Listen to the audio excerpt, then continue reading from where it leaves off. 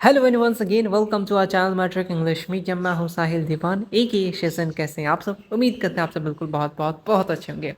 हाजिर है एक न्यू वीडियो के साथ। चैनल का नाम, चैनल का काम ऑलरेडी जानते हैं। अगर आप भी है बिहार बोर्ड मीडियम में इंग्लिश गलती से भी, तो चैनल को जल्दी से कर लो सब्सक्राइब, क्योंकि ये चैनल आपको कहीं नहीं मिलेगा। सीधा सीधी बात है, ठीक है। जो लोग बिल्कुल से नए, फटाफट से प्लेलिस्ट जाओ या फिर आपने कोर्स का ऑप्शन में जाना, वहाँ पे आपको सारी चीज़ें मिलेगा। और आज हम लोग करेंगे पार्ट 2 पॉलिटिकल साइंस का कंप्लीट। पिछले वीडियोस मैंने बहुत पहले डाला था, आई थिंक सेंटर पेपर से पहले, सेंटर एग्जाम से पहले। उसमें मैंने पार्ट 1 को कवर किया था। उसमें सिर्फ चैप्टर 1 ही कंप्लीट किया था, है ना। बट आज हम कोशिश करेंगे कि आज पूरा खत्म कर दें। यानी आपका इकोनॉमिक्स का टेंशन खत्म हो गया, पॉलिटिकल साइंस का कंप्लीट हो गया। आज हो जाएगा, ठीक है, कोशिश पूरा करेंगे। एंड थर्ड, कल मतलब एक दिन गैप लेकर के हिस्ट्री, देन फोर्थ में ज्योग्राफी के क्वेश्चन रेडी कर रहे हैं। और ऑलरेडी आप सभी को मालूम है कि आपको सारी चीज़ें यहाँ पे करवाया जा रहा है। डिकोड सीरीज बहुत इंपॉर्टेंट है, ऑब्जेक्टिव सब्जेक्टिव के लिए कर लीजिए। और हाँ, जिनके पास पॉकेट बैच है उनको मालूम है कि ये पीडीएफ ऑलरेडी अपलोड हो गया। तुम्हारे लिए देखना इसलिए ज़रूरी है कि तुमको देखते हुए बहुत सारी चीज़ें रिवीजन हो जाएगा। तो ये पीडीएफ जो अभी हम लोग करा रहे हैं, ये ऑलरेडी आपके पास अपलोडेड है पॉकेट बैच में। आप सिंपल सा पॉकेट बैच को परचेज कर सकते हैं इस नंबर पर मैसेज करके, ठीक है। लास्ट टाइम है, आप सारी अच्छी तरीके से यहाँ से प्रिपरेशन कर सकते हैं। अभी भी कुछ नहीं बदला है। साइंस एसएसटी मैथ्स के क्वेश्चन मिल जाएंगे। PYQ sample paper, centre paper with decode तो यूट्यूब पे चल ही रहा है। लैंग्वेज पेपर की चीज़ें हैं, गेस्ट पेपर क्वेश्चन यानी ऑलरेडी सब्जेक्टिव क्वेश्चन अपलोडेड है। और हाँ, प्रैक्टिस सेट कुछ दिन में और अपलोडेड हो जाएंगे। टेस्ट सीरीज वहाँ पे हर बार हो ही रहे हैं, हर हफ्ते। और कुछ टेस्ट और जिनका मिस हो गया उनके लिए भी वापस से री ऑप्शन दे दिया जाएगा। और माइंड मैप आएगा तो वहाँ पे आपको सारी चीज़ें मिल जाएगा, ठीक है। और इस बुक की तारीफ में अगर कुछ बात करें तो सिर्फ अभी जो आपका रिसेंट में एग्ज़ाम हुआ मॉडल पे, सॉरी सेंटर पेपर, उसमें से आउट ऑफ 80 में से 62 क्वेश्चन डायरेक्टली इस बुक से आ गए हैं। एंड 32 सब्जेक्टिव में से 27। तो ये बुक आपके लिए बहुत ज़्यादा इंपॉर्टेंट है। आप अच्छे तरीके से इसको स्कोर कर सकते हैं। यूट्यूब पे तो करा रहे हैं, इसको अच्छे तरीके से कीजिए। सिर्फ एसएसटी में जिनको प्रॉब्लम है, आप सिर्फ 160 पेमेंट करके एक आपको सोशल साइंस की चीज़ें मिल जाएंगे, पीवाईक्यू सैम्पल में, सेंटर पेपर और गेस्ट क्वेश्चन तो मिल जाएगा। डिकोड तो यूट्यूब पे है, आपको बोनस बैच मिल जाएगा फ्री में, ठीक है। ओके, टेस्ट सीरीज इसमें इंक्लूडेड नहीं होते। जिनको मालूम नहीं है डिकोड क्या होता है, तो इस टाइप को हम लोग बोलते हैं डिकोड। हर एक क्वेश्चन को जहां तक पॉसिबल हो सके कनेक्टेड चीज़ इसी में लिख के याद करते रहना। क्वेश्चन बैंक आप इसको इसी तरीके से प्रिंट आउट निकलेगा, आप इसको इसी तरीके से याद कर सकते हैं। तो चलो, चैप्टर नंबर 1 हम लोग SCERT लेके चल रहे हैं, कंप्लीट कर चुके थे। आज हम लोग स्टार्ट करेंगे चैप्टर नंबर 2। अब बहुत ज़्यादा इंपॉर्टेंट है, बहुत ज़्यादा क्वेश्चन आया आपके मॉडल पेपर में। तो मेरा काम रहेगा आपको ये चीज़ें याद ही करा देना बहुत सिंपल सिंपल लैंग्वेज में, ताकि तुम्हारे दिमाग में बैठ जाए और अपने शब्दों में लिखो। और तुम लोग सबसे डाउट होता है कि भूल जाते हैं, रिविजन नहीं हो पाता है कि किस तरीके से लिखा है। देखो, करना यह है कि तुम एक साइकिल बना सकते हो, साइकिल चलाने वाला नहीं, पॉइंट्स के साइकिल, ठीक है। कहानी अगर याद नहीं रहता है, आंसर अगर याद नहीं रखता, कुछ कुछ इंपॉर्टेंट पॉइंट को पकड़ के रखना है। देन उसके बाद कुछ इंपॉर्टेंट पॉइंट, मतलब छोटे छोटे पॉइंट्स में, सेगमेंट में बांट के रखना है। अपने मन से सेंटेंस ऐड करना है और बना देना इस हिसाब से। तो चलो स्टार्ट करते हैं, धीरे धीरे तुम सीख जाओगे। आपसे क्वेश्चन बहुत बार पूछा गया कि पावर शेयरिंग से क्या समझते हैं। सिंपल सी बात है, पावर शेयर से क्या समझते हो? जैसे बालवीर, जो रानी परी को, बालवीर को शक्ति देती है, वो हो गया उसका पावर का शेयर। इसी तरीके से, सेम इसी तरीके से जब एडमिनिस्ट्रेशन, ठीक है, एडमिनिस्ट्रेशन जो है या फिर पॉलिटिकल में अलग अलग तरीके का पावर बट जाता है, उसी को बोलते हैं पावर शेयरिंग। जैसे मेरे पास कुछ पावर है, आपके पास कुछ पावर है, बताओ क्या? फ़ोन चलाने का, है ना, मार खाने का, ऐसा पावर ही तो होता है हम लोग तो, है ना। तो ये भी पावर हो जाता है। तो पावर शेयर मतलब सिंपल सा होता है distribution of political and administrative power among the different level of government, social group, institution और single entity has absolute control, ठीक है। सिंपल सा बात है, आगे बात कर लेते हैं क्या है पावर शेयरिंग। मतलब सिंपल सा बात, ये हमने ये पढ़ा कि ये डिस्ट्रीब्यूशन होता है किसका? पॉलिटिकल एडमिनिस्ट्रेटिव पावर का अलग अलग लेवल पे, अलग अलग लेवल ऑफ गवर्नमेंट में। जैसे सीएम का अलग रोल रहेगा, पीएम का अलग रहेगा, प्रेसिडेंट का अलग पावर। तो अलग अलग लेवल में जो बटा हुआ पावर है, इसी को बोलते हैं पावर का शेयर होना, ठीक है। हर एक अलग अलग सोशल ग्रुप के पास, आपके पास कुछ पावर है, ठीक है, आपके अम्मी के पास कुछ पावर है ना, जान रहे हो ना अम्मी का पावर, हाँ, ठीक है। और ये बेसिकली क्या करता है, प्रमोट करता है इंक्लूसिविटी और प्रिवेंट करता है कॉन्फ्लिक्ट। अगर आपके पास पावर नहीं रहा, आप घर के छोटे बेटे हैं, तो आपके बड़े भाई आएंगे, कुछ भी हो आपको कूट के चले जाएंगे, ये तो प्यार वाला पावर हो गया, ठीक है। बट इन केस यही चीज़ आपको देखोगे स्कूल में जाओगे, है ना, आपके दोस्त मॉनिटर है तो आप कहीं भी जा करके मेरा दोस्त मॉनिटर है, होमवर्क वगैरह कुछ भी कर किसी से भी करवा लेते हैं ना, तो एक तरीके का पावर हो गया। तो इस कॉन्फ्लिक्ट से बचने के लिए सब जगह पावर डिस्ट्रीब्यूट होना चाहिए। क्लास में देखोगे एक तरफ बॉयज़ की तरफ मॉनिटर बनेंगे, एक तरफ गर्ल्स की तरफ, ताकि पावर बराबर होना चाहिए, है ना, वरना फिर आपस में लोग लड़ते रहेंगे, तो वो होता है पावर शेयरिंग, इसलिए ज़रूरी है। तो क्या इंपॉर्टेंस है, पहला बात तो मैं समझ में आ गया कि लड़ाई झगड़ा नहीं होगा भाई साहब, है ना, वरना डेली लड़ाई झगड़ा होता है ना। ओके, डेमोक्रेसी को क्या करता है, मजबूत करता है। हर लेवल को इक्वली अगर पावर दोगे तो हर लेवल का स्ट्रेंथ बढ़ेगा। डेमोक्रेसी का बेसिकली इनडायरेक्टली आपका क्या बनेगा, स्ट्रेंथ बढ़ेगा, है ना। और प्रमोट होगा माइनॉरिटी राइट्स। जो माइनॉरिटी राइट्स है उसको बेसिकली क्या मिलेगा, आपको प्रमोट मिलेगा। देखो जो लोग मेजॉरिटी में हैं, ठीक है, उनके पास बहुत सारे लोग हैं, अब वो लोग तो चाहे कुछ भी कर लेंगे, आप कुछ कर पाइएगा, है ना। 10 लोग हैं, 10 में से आप अकेले हैं, 9 लोग आप एक है, एक ग्रुप के हैं, तो आपको तो कभी भी आके मार के चले जाएगा, है ना। तो इसीलिए ज़रूरी है कि इसलिए प्रोटेक्ट करता है माइनॉरिटी राइट्स को। माइनॉरिटी का राइट है, हाँ भाई साहब, अगर आप हैं इस माइनॉरिटी से बिलोंग करते हैं तो आपके पास इतना पावर है, इतने सीट रिजर्व्ड है, इस टाइप से, ठीक है, ओके। और ये क्या करता है, अगर इक्वली पावर रहेगा तो सब यूनाइट होकर रहेगा, एक साथ होकर रहेगा, और स्टेबिलिटी को मतलब डिसस्टेबिलिटी नहीं होगा, एक समांतर से सब आराम से चलेगा। तो ये इंपॉर्टेंस है पावर का, ठीक है, समझ में आ गया। पावर का मतलब क्या होता है, बेसिक पावर शेयरिंग का मतलब क्या होता है कि अलग अलग लेवल में पावर का शेयर होना, कहाँ से, आपका एडमिनिस्ट्रेटिव पावर और पॉलिटिकल पावर, अलग अलग लेवल ऑफ गवर्नमेंट को लेकर के, ठीक है। और इंपॉर्टेंस क्या होता है, ये आपका सिंपल सा इंपॉर्टेंस है। चलिए अब आते हैं, आप पावर को किस तरीके से डिस्ट्रीब्यूट कीजिएगा, गिलास में भर भर के या फिर किस में, इस तरीके से, किस वे में आप पावर को डिस्ट्रीब्यूट करते हैं, इसको बोलते हैं different ways of power sharing. देखो ये बिहार बोर्ड अलग अलग टाइप में, तुम लोग ये सोचोगे कि ये तो PYQ में नहीं आया था, ये कहाँ से उठा के लेकर आए। देखो हम जो बनाए SCRT का टॉपिक, सब topic, PYQ, model paper, sample paper, सबको देखते हुए ये चीज़ें रेडी किए। बिहार बोर्ड में पावर शेयरिंग बहुत बार पूछ चुका है, ठीक है, इंपॉर्टेंस ऑफ पावर शेयरिंग पूछ चुका है, तो आप लिख दीजिएगा। आपसे पूछा है कि क्या क्या वेज है जिससे पावर को शेयर करते हैं, तो ये मतलब एक है, 3-4 जो भी क्वेश्चन पूछ दें बना देना। और ये different ways of power sharing एक इंपॉर्टेंट क्वेश्चन है, तो इसको हम लोग क्या बोलेंगे, VVI। वैसे तुम्हें आधा से ज़्यादा चीज़ें हम क्लास में याद करा देंगे, इतना मेरा वादा है, ठीक है। चलो अच्छा, आ जाते हैं इधर different ways of power sharing, अलग अलग। देखो basically power sharing in different level of government, ठीक है, अलग अलग लेवल में हम लोग पावर को शेयर करेंगे। तो सबसे पहले 2 डिवीजन याद रखो, एक होता है वर्टिकल डिवीजन, एक होता है हॉरिजेंटल डिवीजन। दो कितना, क्या बोले फटाफट से सोचो, ये फिलहाल हम लोग पावर को कितना इस हिस्से में बांट रहे हैं, 2 डिवीजन, पहला वर्टिकल, दूसरा हॉरिजेंटल, ठीक है, ओके। अब वर्टिकल डिवीजन में क्या होता है उसके बारे में बात कर लेते हैं।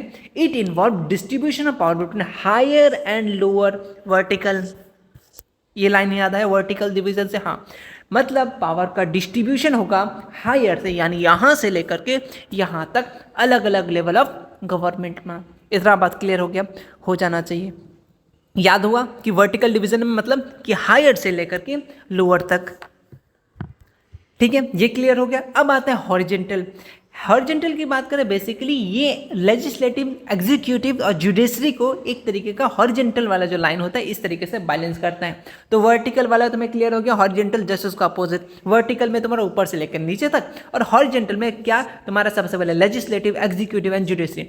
इंपॉर्टेंट है क्या कि हॉरिजेंटल डिवीजन में कौन कौन सा लेवल आता है जिसमें पावर शेयर किया जाता है, तो लेजिस्लेटिव, एग्जीक्यूटिव, जुडिशरी, है ना। इस बात को याद रखना, बेसिकली ये क्या करता है, बैलेंस बना के रखता है ना। तो 2, कभी कभी ना सिर्फ 2 ही पूछता है कि आपका vertical division and horizontal division क्या होता है, सिर्फ 2 पूछता है। तो आप सिंपल सा लिख दीजिएगा वर्टिकल डिवीजन, सिंपल से बात है, अलग अलग डिफरेंट लेवल पे, यानी ये वाला डेफिनेशन लिख दीजिएगा और ये लिख दीजिएगा। कभी कभी आपसे सिर्फ हॉरिजेंटल डिवीजन क्या होता है, तो ये अलग अलग ऑर्गन में, देखो यहाँ पे लेवल, यहाँ पे ऑर्गन, अलग अलग गवर्नमेंट के ऑर्गन पे, और यहाँ पे अलग अलग लेवल पे। 2 चीज़ क्लियर कर पा रहे हो ना, यहाँ पे लेवल की बात हो रहा है क्योंकि लेवल सबका निकलेगा, और ऑर्गन की बात कर रहे हैं यहाँ पे, यानी अलग अलग ऑर्गेनाइजेशन, चाहे लेजिस्लेटिव हो, एग्जीक्यूटिव हो, ये कि बेसिकली क्या है, एक ऑर्गन है ना, आपका जो पार्ट है गवर्नमेंट का, तो इसीलिए, ठीक, दो चीज़ क्लियर हुआ। यहाँ पे दो वे से हम बेसिकली पावर को शेयर कर सकते हैं। ठीक है, अब दो वे बता दिया, दो वे याद भी हो गया होगा। और क्या कर सकते हैं, अलग अलग सोशल ग्रुप्स में हम लोग पावर को शेयर कर सकते हैं, जैसे कम्युनिटीज़ के बेस में, है ना, ओके, अलग अलग रिलीजन के ग्रुप पे, है ना, ये रिलीजन के पास इतना कुछ पावर दे दिया जाता है ना, या इथ ग्रुप में, अलग अलग ग्रुप में हम लोग बेसिकली, अब पहला हमने वर्टिकल बांटा, दूसरा हॉरिजॉन्टल बांटा, तीसरा हम लोग ग्रुप में भी पावर बांट दिया कि ठीक है भाई साहब तुम भी थोड़ा सा पावर ले लो, है ना, ओके। और थोड़ा सा पावर किसको देते हैं, पॉलिटिकल पार्टीज को दे देते हैं, आपके पास इतना पावर है, आपके पास कुछ ग्रुप्स को दे देते हैं, कुछ मूवमेंट्स को भी हम लोग पावर दे देते हैं, ठीक है, ताकि क्या कर सके, डिसीजन बना सके, है ना। और प्रेशर ग्रुप मतलब अपोजिशन, सिंपल सी बात है, उस पर प्रेशर बना सके, हाँ भाई साहब पता चला वो अपनी मनमानी किया जा रहा है ना, कोई प्रेशर ग्रुप तो होना चाहिए ताकि उससे प्रेशर बनाए, हाँ ये सही है ये गलत है, ठीक है, ओके, इन्फ्लुएंस कर सकता है डिसीजन मेकिंग को, है ना, ओके। और क्या कर सकते हैं, कम्युनिटी गवर्नमेंट पावर शेयर कर सकते हैं, अलग अलग कम्युनिटी, जैसे कल्चरल, लिंग्विस्टिक, रिलीजन इशू पे अलग अलग सबको, स्पेसिफिक कुछ कम्युनिटीज़ को गवर्नमेंट क्या देता है, उसका हैंडल करने देता है, उसका कल्चर, वो भी उसको पावर देता है, ठीक है, यानी जिसका जो धर्म है वो उसको मान सकता है। ये क्या बेसिकली शेयर ऑफ पावर ही है ना, अगर पावर नहीं रहता तो कोई एक ही धर्म, मतलब कोई एक लैंग्वेज बोला जाता, कोई एक ही कम्युनिटी को फॉलो किया जाता, तो ये होता है फीचर्स होता है हमारा डेमोक्रेसी का। India is a diverse country, ठीक है, okay, all India are brother and sister except blah blah blah बला, फिल इन द ब्लैंक्स, अभी मुझे मालूम नहीं है। चलिए नेक्स्ट क्वेश्चन आते हैं कि फेडरल स्टेट क्या होता है। बहुत बार पता है कि federal characteristics of federal government और फेडरल स्टेट बहुत बार पूछा है, खास करके मॉडल पेपर में, ठीक है, तो बहुत इंपॉर्टेंट टॉपिक है। आ जाओ इसको भी फटाफट से डन कर लेते हैं। फेडरल स्टेट और क्या कैरेक्टरिस्टिक्स हैं आपसे पूछा जाएगा, ठीक है। तो देखो फेडरल स्टेट मतलब होता है सिंपल सा पावर का डिवाइड हो जाना सेंट्रल अथॉरिटी और वेरियस अलग अलग इंस्टीट्यूशन पे, ठीक है, सच एज स्टेट हो गया या प्रोविंस, बोथ लेवल, बेसिकली दो लेवल पे गवर्नमेंट का, दो लेवल पे आपका पावर का बंटवारा हो गया, उसी को बोलेंगे फेडरल स्टेट, ठीक है। पावर जो है basically divided between central authority and the various institute such as state, province और both level of the government, ठीक है, वो आउन रिस्पॉन्सिबिलिटीज होगा, ठीक है, ओके। और सबका अपना अपना बेसिकली लिमिटेशन होगा, कोई एक नहीं कि हाँ हम ज़्यादा कर सकते हैं हम कम कर सकते हैं, सबका लिमिट लगा के रखाया जाएगा, ठीक है। आ जाते हैं कैरेक्टरिस्टिक्स, क्या कैरेक्टरिस्टिक्स है यहाँ से भी तुम्हें क्लियर हो जाएगा। सेंट्रल और स्टेट के पास सीधा सीधी बात है, पावर ऑफ डिवीजन होगा फेडरल स्टेट में, भाई साहब सेंट्रल के कुछ पावर रहेगा, स्टेट के पास कुछ पावर रहेगा, यहाँ तो लिखा हुआ ना सेंट्रल अथॉरिटी और स्टेट के पास की बात कर रहे हैं, क्यों नहीं तो सेंट्रल चाहेगा कि हम एक काम करेंगे इसको कुछ देवे नहीं करेंगे, है ना, इस स्टेट को रहने दो ऐसे, है ना, ऐसे ही रहने दो, तो इस चीज़ से लड़ने के लिए पावर आपको डिवीजन दिया है, यानी फेडरल गवर्नमेंट, इसलिए इंडिया का एक फेडरल गवर्नमेंट है, यहाँ पे दोनों के पास पावर है, किसके पास, सेंट्रल के पास भी और आपका स्टेट के पास में, ताकि, और ये चीज़ ऑलरेडी लिखा हुआ है हमारे इंडियन कॉन्स्टिट्यूशन पे, ठीक है, ओके। पहला division of power characteristic federal government का, तो पावर का डिवाइड किया हुआ है, ठीक है, दो लेवल पे, सेंट्रल लेवल पे, स्टेट लेवल पे, ये चीज़ ऑलरेडी डिफाइन है कॉन्स्टिट्यूशन में, ठीक है। दूसरा क्या कैरेक्टरिस्टिक्स है, क्या फीचर्स है, अगर फीचर्स भी बोल दें तो सेम चिपकाते ना, कोई दिक्कत की बात नहीं है। फीचर्स क्या है, रिटर्न कॉन्स्टिट्यूशन, हमारा जो गवर्नमेंट है, हमारा जो फेडरल गवर्नमेंट है इंडिया, इसमें रिटर्न कॉन्स्टिट्यूशन है, सारी चीज़ें ऑलरेडी लिखा हुआ है ना। आप बोलोगे कि अभी तो न्यू न्यू चीज़ें आ रहा है, वो चीज़ें रिफॉर्म हो रहा है, मतलब कुछ कुछ चेंजेस लाए जा रहे हैं, अमेंडमेंट्स जिसको हम लोग बोल सकते हैं ना। तो यानी federal system require written constitution, ताकि अवॉइड कर सके जो भी डिस्ट्रप्शन या फिर ensure clarity about the power and the function of each level, हर एक लेवल का फंक्शन पावर सब कुछ लिखा गया है, भाई साहब तुम इतना कर सकते हो, तुम इतना कर सकते हो। इसलिए देख रहे हो वकील सब लोग क्या करते हैं, आर्टिकल का हवाले देते हैं, आर्टिकल इतना 1 में ये है, राइट टू लाइफ है, राइट टू इक्वालिटी है, कैसे वो लोग जानता है, पढ़ चुका कॉन्स्टिट्यूशन को, है ना, ये फीचर्स हैं, है ना, और कोई भी इंसान कॉन्स्टिट्यूशन के खिलाफ नहीं जा सकता है, ठीक है, ओके। देन ड्यूअल गवर्नमेंट, मतलब दो लेवल पे गवर्नमेंट होते हैं, एक यानी सेंट्रल गवर्नमेंट, एक आपका स्टेट यानी रीजनल गवर्नमेंट, सिंपल सी बात है। तो पहला फीचर आपको याद रखना क्या, division of power, basically division of power मन में सोचो क्या हो जाएगा, एक सेंटर में एक स्टेट में, ठीक है, काम खत्म करो। रिटन कॉन्स्टिट्यूशन मतलब कॉन्स्टिट्यूशन लिखा हुआ है, सारी चीज़ें जितने भी सिस्टम में अवॉइड, ताकि वो अवॉइड कर सके जो बहुत ज़्यादा किसी पावर आ जाएगा, है ना, सब लेवल पर जितना पावर है, लिमिटेशन, सारी चीज़ें रिटन कॉन्स्टिट्यूशन में, ठीक है। वो उतना भी एग्जाम में ना याद आए ना, बस तुम इतना लिख देना रिटन कॉन्स्टिट्यूशन, नंबर मिल जाएगा। ड्यूल गवर्नमेंट यानी दो गवर्नमेंट, ठीक है, ड्यूल सिम देखे हो ना, उस तरीके से ड्यूल गवर्नमेंट, दो गवर्नमेंट, ठीक है। और तुम्हारा क्या, supremacy of the constitution, constitution एक सुप्रीम लॉ है, दोनों गवर्नमेंट उसको क्या करेगा, फॉलो करेगा, ठीक है, ओके। इंडिपेंडेंट जुडिशरी, जो जुडिशरी है वो इंडिपेंडेंट रहेगा, उस पर किसी का प्रेशर नहीं रहेगा, ठीक है, समझ में आ गया, okay. Then bicameral legislative important है, बाइकैमरल लेजिस्लेटिव, वो कैमरा वाला कैमरल नहीं, देखो बाइकैमरल लेजिस्लेटिव की बात कर रहा है, यानी इंडिया, एक तो याद रखना इंडिया के पास कैसा बाइकैमरल लेजिस्लेटिव ऑब्जेक्टिव के लिए, क्यों, क्योंकि यहाँ पे दो हाउस होता है, एक राज्यसभा, एक आपका लोकसभा, याद हो गया, सिंपल से समझ में आ जाएगा, एक राज्यसभा और लोकसभा, इसलिए इसको हम लोग क्या बोलते हैं, बाइकैमरल, ठीक है, ओके। एक बेसिकली रिप्रेजेंट करता है पीपल को, ठीक है, okay, house of the people को, और बेसिकली एक स्टेट रीजनल में राज्यसभा लोकसभा जिसको है ना, तो यानी दो हिस्से में, और equality of state, her state को इक्वल स्टेटस दिया जाता है, equal rights under the constitution, ठीक है, ओके। तो ये बेसिकली हमारा फीचर्स हो गया, आप इसको अगर 2 नंबर में बोले तो 2-3 पॉइंट लिख दीजिएगा, 5 नंबर में बोले तो 5 पॉइंट लिख दीजिएगा, इनफ रहेगा, इतना लिख देने के बाद एक पेज तो आराम से फुल हो जाएगा, ओके। चलिए नेक्स्ट क्वेश्चन आता है, नेक्स्ट आपसे क्वेश्चन आता है कि what do you understand by decentralization, आप डिसेंट्रलाइजेशन से क्या समझते हैं। सिंपल सी बात है, डिसेंट्रलाइजेशन ऐसे याद रखो कि एक भाई साहब एक प्रोसेस होता है, ठीक है, जिसमें हम लोग बेसिकली डिस्ट्रीब्यूट करते हैं डिसीजन मेकिंग पावर को, ठीक है, अथॉरिटी फ्रॉम सेंट्रल गवर्नमेंट से लेकर के लोअर गवर्नमेंट तक, मतलब कि हर एक लेवल में बेसिकली उसके पास रहेगा डिसीजन मेकिंग हक, ठीक है, चाहे वो पंचायत के पास अलग हक होता है, उसका जिला परिषद, डिस्ट्रिक्ट मजिस्ट्रेट, सीएम, पीएम, जिधर चाहो, तो सबके पास बेसिकली हक होता है, प्रोसेस होता है, process of distributing decision making power, बस इतना पॉइंट याद रखना, distributing decision power making authority रहता है फ्रॉम द सेंट्रल से लेकर के लोअर तक, स्टेट के पास, डिस्ट्रिक्ट के पास, लोकल गवर्नमेंट के पास, ताकि अलाउ कर सके डिसीजन मेकिंग में, है ना, ताकि रिसोर्स को मैनेज कर सके, रीजन को प्रमोट कर सके। अब बताओ, क्या कोई सीएम को या पीएम को मालूम होगा कि अभी हम लोग का यहाँ जो लोकल में तुम जहाँ रहते हो वहाँ लाइट है या नहीं है, कैसे पता चलेगा। आसपास में जो तुम्हारे लोकल लीडर्स हैं उनको मालूम है कि हाँ सर यहाँ है, तो वो अपने ऊपर को पहुँचाएगा कि हाँ बात यहाँ पे ये प्रॉब्लम है, वो फिर कॉल घुमाएगा, फिर वहाँ जाएगा। तो एक तरीके क्या, जो भी डिसीजन मेकिंग होता है जब तक ज़मीनी स्तर पर नहीं बात किया जाएगा तब तक तो फॉलो ही नहीं होगा ना। ऊपर में बैठ के लोग बस अलग अलग नियम बना रहे हैं और नीचे कुछ फॉलो ही नहीं हो रहा, तो इसीलिए डिसेंट्रलाइजेशन बहुत ज़्यादा इंपॉर्टेंट होता है, ठीक है, ओके। इसलिए हमें बढ़ चढ़ के हिस्सा लेना चाहिए ताकि आगे बढ़ सके, है ना, ओके। नेक्स्ट क्वेश्चन देखो, नेक्स्ट क्वेश्चन क्या आता है, 3 टायर स्ट्रक्चर ऑफ पंचायत। बहुत सारी चीजें यहाँ से रिवीजन हो जाएगा ऑब्जेक्टिव सब्जेक्टिव के लिए। 3 टायर होता है, ऑलरेडी याद होना चाहिए।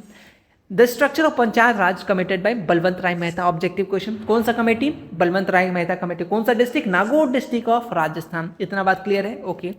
ये क्वेश्चन आया नहीं बट लेवल पूछा, बट मैं ऑलरेडी चीज़ें ऐड कर दिया ताकि इतना लिख दो कि एग्जामिनर इंप्रेस हो जाएगा। इंप्रेस हो जाएगा क्या करेगा, ज़्यादा नहीं, 10 नंबर ही देगा और कुछ मत सोचो, ठीक है।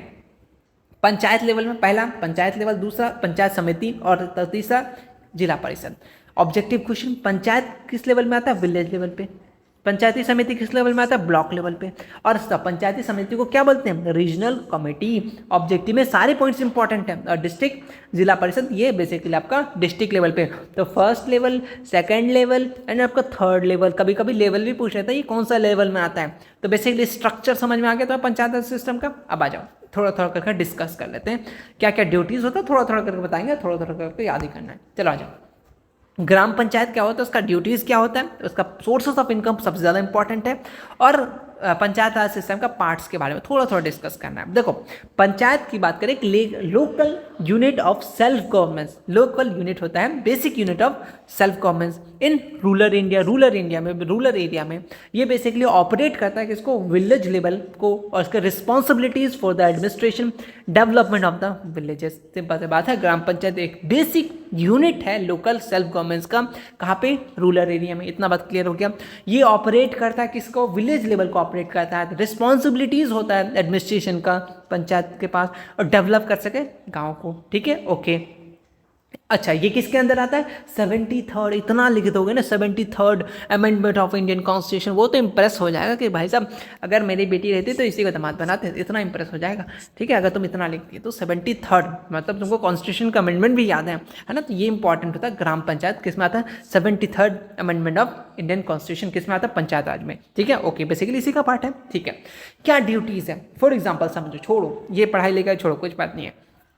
तुम ग्राम पंचायत मान लो बन जाते हो, आजकल के नेता बन जाओगे क्योंकि स्टोरी तो लगाते रहते हो ना नेतागिरी का। तब तुम सोचो कि तुम मान लो बन गए क्या क्या बन गए तुम, क्या बन गए, ग्राम पंचायत, बेसिकली पंचायत वाला बन गया। अब तुम करो ड्यूटीज़ क्या होगा, क्या सबसे पहले एनुअल प्लानिंग करोगे तुम, एनुअल बजट डेवलप करोगे। हाँ भाई साहब 1 साल का प्लान है कि हाँ भाई साहब हम शहर को ये सड़क बनाएंगे, ये नाली बनाएंगे, ये सब जनरल ड्यूटीज़ होंगी, है ना। और हेल्प करेंगे, ठीक है, ओके। और जो remove to remove encroachment from the public property, जो पब्लिक प्रॉपर्टी में जो कोई दबा लेता है उसको बेसिकली हटाना, ठीक है, ये आपका काम रहेगा।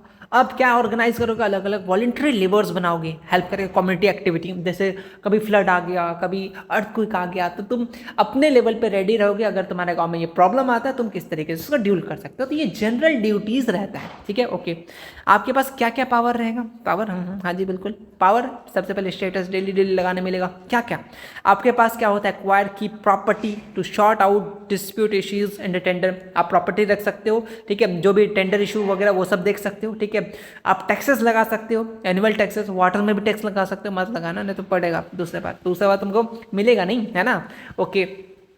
फेयर टैक्स लगा सकते हो, ठीक है, अलग अलग व्हीकल्स वगैरह में टैक्स लगा सकते हो, जो आपका बेसिकली फेयर वगैरह हो, है फेयर टैक्सेस वगैरह, वो सारी चीज़ आप लगा सकते हो।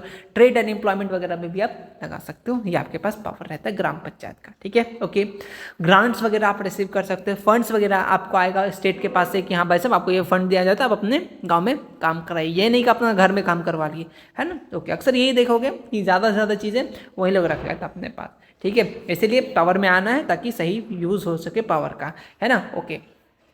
लेकिन अक्सर आने के बाद सब भूल जाते हैं कि हमें पावर में आने से पहले सोचते हैं कि हाँ ये चीज़ करेंगे, देन वापस में अपने में मशगूल हो जाते हैं। चलिए, आपका कमाने का क्या तरीका होगा, लूटेंगे घर घर जा करके, नहीं, आप टैक्स जो इम्पोज रहेगा, होल्डिंग टैक्स हो गया, ट्रेड हो गया, बिजनेस ऑक्यूपेशन एम्प्लॉयमेंट, वो आप लीजिएगा, ठीक है। रेंट वगैरह जैसे व्हीकल को रजिस्टर्ड करना, है ना, रिलीजन प्लेस में तो टैक्स वगैरह जो लगता है, मतलब फेयर जो टैक्स लगता है वो आपके पास रहेगा, ठीक है।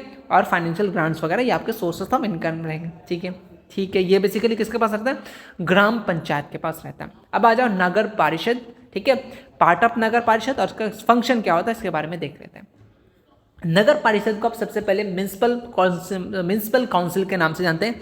एक सेल्फ लोकल बॉडी होता है जो मैनेज करता है स्मॉल अर्बन मतलब शहरीकरण, ठीक है, मतलब छोटा सा शहर को मैनेज करने के लिए, सच एस टाउन हो गया, सिटीज़ हो गया, मीडियम साइज पॉपुलेशन, ज़्यादा पॉपुलेशन ना हो, है ना, ओके। इसका क्या क्या पार्ट होते हैं, 4 पार्ट होते हैं, इंपॉर्टेंट है कि 4 पार्ट होते हैं किसके, नगर परिषद के। कितने पार्ट होते हैं, 4 पार्ट होते हैं, काउंसिल, कमेटी, चेयरमैन या फिर वाइस चेयरमैन एक ले लो, ठीक है, एंड आपका एग्जीक्यूटिव ऑफिसर। ये बेसिकली 4 पार्ट होते हैं, आप इसको नाम याद रखिएगा। ऑब्जेक्टिव पूछता है कि इनमें से कौन सा नगर परिषद का पार्ट है, तो 4 है, याद रख लो। काउंसिल, CQE मतलब काउंसिल, कमेटी, चेयरमैन और आपका EC एग्जीक्यूटिव ऑफिसर। ऑब्जेक्टिव में ये पूछा है, इसमें से एग्जीक्यूटिव ऑफिसर पूछा है, ठीक है, ऑप्शन में। CQE मतलब काउंसिल, कमेटी, चेयरमैन और आपका एग्जीक्यूटिव, ठीक है। चलिए, क्या फंक्शन होता है नगर परिषद का, छोड़ो हटाओ। म्यूनिसिपल कॉर्पोरेशन देखो, गाड़ी वाला है, घर से कचरा निकाल, क्या काम होता है, क्लीन टाउन, याद हो गया। लाइट वगैरह मैनेज करता है, ठीक है, लाइट वगैरह रोड्स में है या नहीं। खाने का पानी, पीने का पानी देखता है, क्या देखता है, मतलब पानी आ रहा है नहीं आ रहा है ना, घर घर नल जल योजना, है ना, वो सब नगर करता है। बिल्डिंग वगैरह, बिल्डिंग तो नहीं मतलब सरकारी बिल्डिंग, और रिपेयर रोड्स वगैरह रिपेयर करता है ना, ओके। ड्रेनेज क्लीन करता है, प्राइमरी एजुकेशन पर फोकस करते हैं, स्कूल वगैरह ओपन करता है ना, ओके। वैक्सीनेशन प्रोग्राम वगैरह लाता है, जैसे कोविड-19 तो देखोगे हर स्कूल में आता था कोविड का टीका लगाने के लिए, है ना, इस तरीके से, okay. Open hospital and for human and kettles, अलग अलग हॉस्पिटल बनाएगा, ठीक है, सरकारी अस्पताल बनाएगा, ओके। ये सारे तरीके से आपको बेसिकली काम होता है, फंक्शन होता है। तो बेसिकली फंक्शन नगर परिषद क्या होता है, पार्ट समझ में आ गया, फंक्शन क्या होता है, ओके। अब आ जाओ म्यूनिसिपल कॉर्पोरेशन का, थोड़ा और सारी चीज़ें हम लोग उसको देखेंगे, ठीक है, ओके। म्यूनिसिपल कॉर्पोरेशन की बात करें और इसका क्या क्या मेन पार्ट होता है उसके बारे में बात करेंगे, क्या क्या फंक्शन होता है, सोर्सेस ऑफ इनकम होता है, फिर इसको भी हम लोग फिनिश हो जाएगा, ये भी हमारा चैप्टर, ठीक है। आ जाओ, कहाँ से स्टार्ट करेंगे, municipal corporation. Basically municipal corporation कहाँ से है, नगर परिषद से ही है ना, ओके। म्यूनिसिपल कॉर्पोरेशन अभी हम लोग बताएं कि एक वापस से वो डेफिनेशन चिपका सकते हो कि एक सेल्फ गवर्नमेंट अर्बन एरिया में होता है, रिस्पॉन्सिबल होता है से आपका सिविक्स एंड इंफ्रास्ट्रक्चर नीड्स से लार्ज सिटीज़ में। देखो एक चीज़ यहाँ है कि यहाँ पे यहाँ पे देखो अर्बन, स्मॉल अर्बन एरिया, नगर परिषद, ठीक है, म्यूनसिपल काउंसिल। बट अगर म्यूनसिपल कॉरपोरेशन की बात करें तो यहाँ पे कहाँ, लार्ज सिटीज़, बस इतना ही फर्क है, ठीक है, ओके। और इस ये बेसिकली जहाँ पे आपका कहाँ पे होगा, जहाँ से 3 लाख से ज़्यादा पॉपुलेशन हो वहाँ पे ये बेसिकली पाया जाएगा। ये भी सेल्फ लोकल गवर्नमेंट है, ठीक है, ये भी अर्बन एरिया में, ठीक है, लेकिन एक बिग सिटीज़ के लिए। और यहाँ पे नगर परिषद स्मॉल के लिए, ठीक है, नगर पंचायत जो करते रहते हो ना, ओके। चलिए, पहला आप ये याद रख सकते हैं, मद्रास यानी चेन्नई में 1688 को फाउंड हुआ था। दूसरा बिहार की बात करें, फर्स्ट पटना में कब, 1952 में ये बेसिकली म्यूनसिपल कॉर्पोरेशन बना था, क्योंकि पटना का पॉपुलेशन जानती हो ना कितना है। हाँ जी, ओके। क्या क्या पार्ट होता है फटाफट बताइए। देखो, मेन पार्ट ऑफ बिहार की बात करें, एक तो corporation council, power local committee, advisory committee, town commissioner, ये बेसिकली 4 होते हैं। तो ठीक है, इसको उतना याद रखना नहीं रखना, बट ये सब चीज़ें याद रखना कि क्या क्या फंक्शन होता है। वही सारी चीज़ें जो वहाँ पे आपने लिखा था, ड्रेन वगैरह बनाएगा, यूरिनल वगैरह बनाएगा, सब चीज़ को ख्याल रखेगा, गार्बेज वगैरह क्लियर करेगा, सेम जो काम है वहाँ काम चिपका दो, कोई दिक्कत की बात नहीं है, बस इतना चीज़ याद रख लेना, ठीक है। यहाँ पे जो चिपका है ये थोड़ा छोटा लेवल पे, ये थोड़ा बड़े लेवल पे किया जा रहा है चीज़ें, काम तो वहीं करेगा ना, है ना, ओके। अलग अलग जो भी चीज़ें आएंगे उसको साफ सुथरा करेगा, ठीक है, अलग अलग सेटअप वगैरह करेगा, न्यू मार्केट सेटअप करेगा, क्योंकि ये लार्ज एरिया को देख रहा है, ओके। ये फंक्शंस हैं, वही सेम टू सेम चिपका देना, कोई गलत बात नहीं है, काम तो वहीं करेगा, है ना, ओके। चलिए, अलग अलग वेलफेयर को देखेगा, है ना, जो ओल्ड है एज होम उसको भी देखता है, जो बच्चा वाला जो होता है उसको भी देखता है ना, इस तरीके की चीज़ें, ओके। चलो, इनका सोर्सेस ऑफ क्या इनकम क्या होता है। पहला बात है कि 2 टाइप ऑफ, बेसिकली ये होल्डिंग टैक्स होना चाहिए, holding tax, water tax, animal small vehicles वगैरह में लगा सकता है। दूसरा ये बेसिकली गवर्नमेंट इसको देता है, ग्रांट्स वगैरह, ठीक है। Basically 2 he source of mainly income होता है, ठीक है, ओके, ठीक है, ओके। अब आपसे पूछना है कि discuss on the role of women in panchayat raj system. आप लोग देखते होंगे जो 50% रिजर्वेशन है वुमेन का, तो उसका रोल क्या है, क्यों दिया है, ठीक है, क्यों, क्या देने का जरूरी है, ये बेसिकली सोचते हो ना कि लोग क्यों देता है। तो देखते आओ कि women play important and very important role, ठीक है, active role in the panchayat raj किस सिस्टम। ये बेसिकली इंश्योर करता participation the Bihar government provide 50% reservation किसके लिए, पंचायत राज इलेक्शन के लिए, ताकि क्या कर सके, एम्पावरिंग कर सके वुमेन को, वुमेन एम्पावरमेंट बढ़ा सके, ठीक है, okay. Politically and socially, politically भी और सोशली भी, ओके। वुमेन को चांस दिया जाता है कि आप लड़िए, लीड कीजिए, विलेज मुखिया बनिए, है ना, सरपंच बनिए, वार्ड मेंबर बनिए। तो अभी भी देखोगे ना कि वार्ड मेंबर फीमेल ही होती है, भले उसका जो हस्बैंड होता है या जो भी होता है वो इधर उधर अपने प्रचार करते फिरता है कि हमें सब कुछ है, बट साइन उसकी वाइफ या उसकी जो भी है वही करती है। तो ये बेसिकली उसका पावर हो गया, पावर दिया जाता है उसको, ठीक है, ओके। और क्या कर सके, इनकरेज कर सके women to raise local issues, जैसे हेल्थ वगैरह, एजुकेशन वगैरह में इनकरेज, वाटर, वुमेन सेफ्टी को बढ़ावा मिल सके, ठीक है। और इससे इनइक्वालिटी, बेसिकली जो जेंडर इनइक्वालिटी होता है उसको कम करने के लिए ये चीज़ किया जाता है, ठीक है, ओके। इसीलिए आपको ये रोल दिया जाता है या फिर रिजर्वेशन दिया जाता है किसको, वुमेन्स को, ताकि वो हिस्सा ले, बढ़ चढ़ के हिस्सा ले, ठीक है, ओके।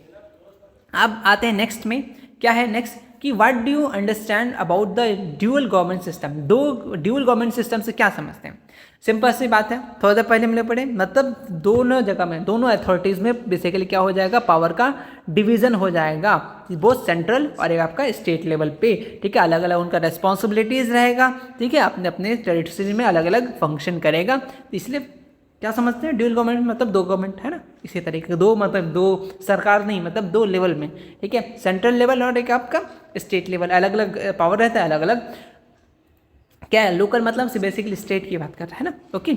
अलग अलग रिस्पॉन्सिबिलिटीज़ रहता है। तो ये बेसिकली आपका ये चैप्टर में कंप्लीट होता है। अब आता है कॉम्पिटिशन, ठीक है, and contestation of the democracy, chapter number 3। इसमें से कुछ पॉपुलर क्वेश्चन है, उसको हम लोग करेंगे, फिर इसको कंप्लीट तो करना ही है आज, ओके। तो क्वेश्चन क्या है, बहुत बार चीज़ें पूछा गया, बहुत इजी सा टॉपिक है, आप लोग इसीलिए समझिएगा। मास स्ट्रगल क्या होता है, चैप्टर के अकॉर्डिंग, DYU के अकॉर्डिंग सारी चीज़ें, ठीक है। मास स्ट्रगल क्या होता है और क्या रोल रहता है डेमोक्रेसी में मास स्ट्रगल का।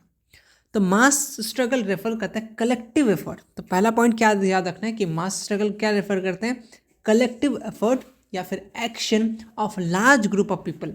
लार्ज ग्रुप ऑफ पीपल का कोई एक्शन एफर्ट, ठीक है, अलग अलग सेक्शन ऑफ द सोसाइटीज़ का, ताकि अचीव कर सके एक कॉमन गोल। फॉर एग्जाम्पल, मान लीजिए आपका एग्ज़ाम हुआ, ठीक है, बहुत अच्छा एग्ज़ाम किया और पता चला कि पेपर वायरल, मतलब पेपर ऑलरेडी लीक हो चुका था। बिहार बोर्ड में तो हर साल होता है, कोई नई बात नहीं है। इन केस आपका एग्ज़ाम कैंसिल कर दिया जाए कोई भी हिसाब से, ठीक है, तो आप लोग क्या करोगे, सब एक साथ आओगे, है ना, चलो धरना में जाएंगे, सब जमा होके, तो उसी को बोलते हम लोग मास स्ट्रगल। यहाँ पे क्या है, सबका गोल एक ही है कि भाई साहब एग्ज़ाम कैंसिल क्यों करेंगे, हम लोग तो एग्ज़ाम दिए हैं, आपकी गलती का आपने क्वेश्चन पेपर लीक कराया या आप लोग की चूक है, तो उसको हम लोग क्या बोलेंगे, उसके खिलाफ आप लोग जो प्रोटेस्ट कीजिएगा उसको बोलेंगे मास स्ट्रगल, ठीक है। इसको समझ में आ गया। ये सिंपल से हम लोग अलग अलग पॉलिटिकल, इकोनॉमिकल, सोशल राइट के लिए हम लोग चीज़ें करते हैं, मास स्ट्रगल, है ना। ओके, जैसे नेपाल में हुआ था काठमांडू में, तब ना जाकर उसको आज़ादी मिला। इस तरीके से आप जो भी चीज़ अचीव करना चाहेंगे तो हम लोग क्या करते हैं, धरना, ये नहीं कि लाठी लेके बैठ जाएंगे, है ना, मारने पीटने लगेंगे, नहीं हुआ तो अच्छे तरीके से, है ना, नॉन वायलेंस तरीके से। ओके, चलिए, क्या रोल रहता है, खुद सोचो।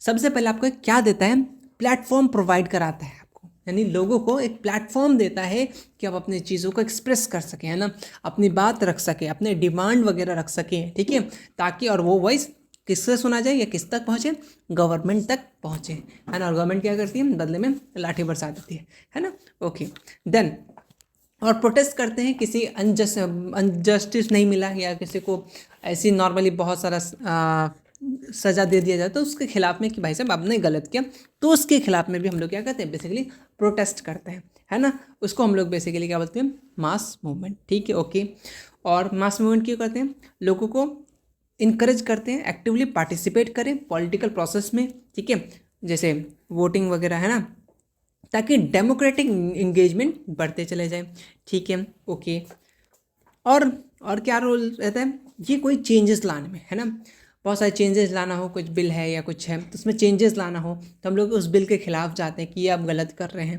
है ना। तो ये सारी चीज़ें, अलग अलग रिफॉर्म अगर इंट्रोड्यूस करना है तो हम लोग इसका इस्तेमाल करते हैं कि भाई साहब हम लोग इकट्ठा होकर जाते हैं, कि जैसे फॉर एग्जांपल अभी अरावली वाला टॉपिक चल रहा है, गवर्नमेंट क्या बोल रही है कि 100 मीटर ऊपर वाले रेंजेस है उसको रखेंगे, बाकी सब काट देंगे, तो लोग ऐसे नाराज़ हैं, उसके खिलाफ में हैं, लोग एक साथ प्रोटेस्ट कर रहे हैं। तो ये क्या है, आपको बेसिकली एक हक दे रहा है, आपको बोलने का एक प्लेटफॉर्म प्रोवाइड करा रहा है, लोगों को इनकरेज करा पार्टिसिपेट करने में कि आप लोग भी आए, है ना, रिफॉर्म चाह रहे कि ये जो बिल पास हुआ ये इसको चेंज किया जाए। तो ये बेसिकली रोल रहा, सिंपल से समझ में आ गया ईजी एग्जाम्पल के साथ। ओके, चलिए 3-4 चीज़ें याद रखें, खत्म है। नेक्स्ट क्वेश्चन है कि what are the main reason of student movement Bihar. 2 number में बहुत बार रिपीट हुआ ये क्वेश्चन, ठीक है। तो तुम्हें 2-3 चीज़ ऑलरेडी याद है कि स्टूडेंट मूवमेंट कब हुआ था, पहले याद रखो 1974, याद हुआ 1974, ठीक है।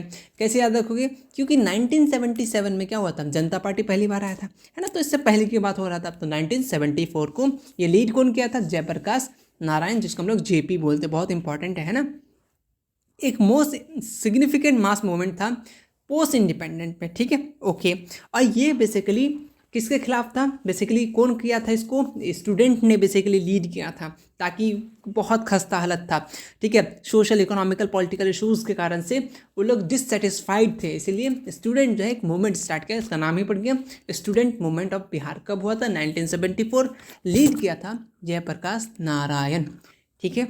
ओके, क्यों, देखो रीज़न है कि बहुत ज़्यादा दाम बढ़ गए थे, ठीक है, आम लोगों का जीना मुश्किल हो रहा था, तो इसके कारण, है ना, बहुत ज़्यादा अनएम्प्लॉयमेंट हो गया था, ठीक है, इसी कारण यूथ परेशान हो गए थे, खास करके एजुकेटेड लोग, वो लोग ऐसे घूम रहे थे जैसे आज भी घूम रहे हैं, है ना। ओके, करप्ट गवर्नमेंट्स, बहुत सारा करप्शन हो रहा था, हर लेवल पे करप्शन हो रहा था, ठीक है, और पुअर एजुकेशन सिस्टम, ये सब सुना सुना लग रहा है क्या, कोई बात नहीं, ठीक है। तो इसलिए क्या करते हैं हम लोग, प्रोटेस्ट करते हैं ना, और अपने बात रखते हैं, ठीक है, तो इसलिए अलग अलग मूवमेंट आते हैं।